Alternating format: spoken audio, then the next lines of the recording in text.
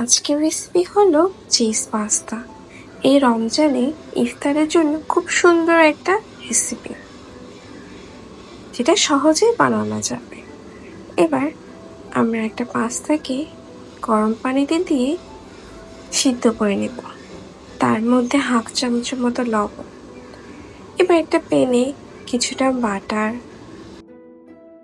বাটারটাকে ভালোভাবে প্যানের চারপাশে মিশিয়ে, এবার 1 চামচ তার থেকে একটু বেশি ময়দাটা ভালোভাবে বাটারের সাথে মিশিয়ে নেবে,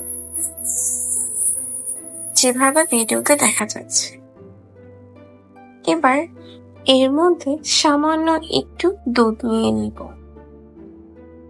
দুধ দিয়ে ভালোভাবে ময়দাটাকে মিশিয়ে নেবে। হুইস্কির সাহায্যে এভাবে মিশালে ময়দাটা খুব সুন্দরভাবে মিশবে। ধিম চুলায় এটা করতে হবে, চুলায় হিট হাই করা যাবে না। কিছুক্ষণ আমি 5 মিনিট হুইস্কি দিয়ে মিশানোর পরে আমার পেস্টটা এরকম আসছে।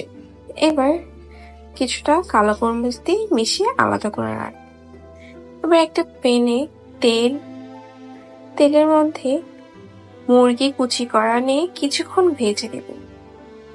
হালকা একটু ভাজবো সব পাশ দিয়ে।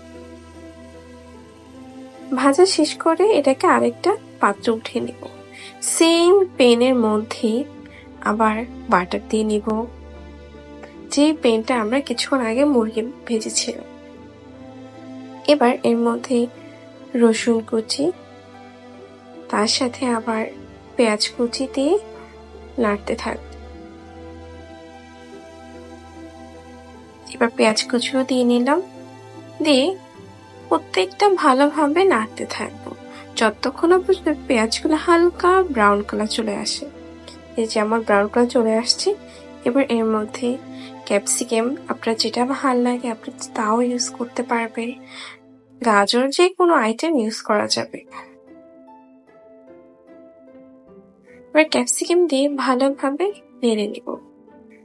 এখন এর মধ্যে 1 বাটি সস পেস্ট দিয়ে টমেটোর ভালোভাবে চারপাশে নাড়িয়ে নিব। এবার কিছুক্ষণ 2 মিনিটের মতো ভাজবো। ভাজার পর হাফ চামচের মতো মরিচ, হাফ চামচের মতো লবণ, হাফ চামচের মতো কালো গোলমরিচ দেব। মরিচটা স্বাদ অনুসারে, যেহেতু রমজান মাস তাই একটু কম মরিচ দেওয়া হয়েছে।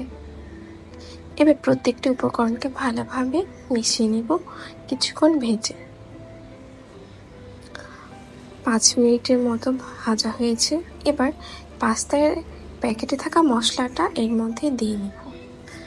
দিয়ে প্রত্যেকটা উপকরণকে আবার আগের মতো ভালোভাবে মাখিয়ে নিব।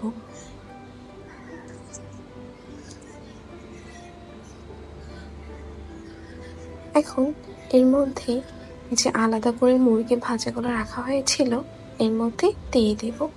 মুরগিগুলোকে দিয়ে আবার ভালোভাবে মিশিয়ে নেব। 4 মিনিটের মতো মিশাবো। এবার এই পানিটা হচ্ছে পাস্তা সিদ্ধ করার পর কিছুটা পানি আমি আলাদা করে রেখে দিয়েছি, যাতে আমি এখানে দিতে পারি।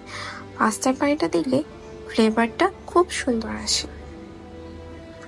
5 মিনিট পর জাল দেওয়ার পর এবার যে সসটা আমরা বানিয়েছি হোয়াইট সস এর মধ্যে দিয়ে নেব। হোয়াইট সসটা দিয়ে ভালোভাবে মিশিয়ে নেব। চারপাশে ভালোভাবে যেভাবে দেখানো হচ্ছে ঠিক ওভাবে মিশিয়ে নেব। এবার 5 মিনিট মিশানোর পর জাল দেওয়ার পর তার মধ্যে সে সিদ্ধ করা পাস্তাটা দিয়ে দিব।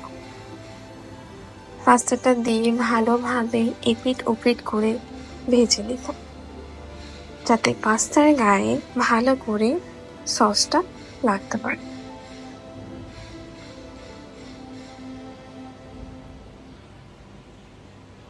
চারদিক ঘুরিয়ে ভালোভাবে এটা করে নেব। এবার 5 মিনিটের মতো করব। পানিটা শুকিয়ে আসছে। এবার এর মধ্যে যে কোনো ব্র্যান্ডের চিজ, আমি এখানে মোজারেলা চিজ ইউজ করেছি। আপনাদের আশেপাশে স্টোরে যেটা ভালো ওটাও ইউজ করুন। এবার চিজগুলো দিয়ে নাড়িয়ে দেখে কত সুন্দর চিজি একটা ফ্লেভার আসতেছে। চিজটা আপনারা চাইলে বেশিও দিতে পারেন, কমও দিতে পারেন। চিজ দিয়ে আবার ভালোভাবে নাড়িয়ে নিব যাতে চিজটা প্রত্যেক অংশে লেগে যায়।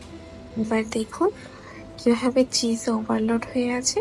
হয়ে গেলে আমাদের আজকের রেসিপি হোয়াইট সস পাস্তা।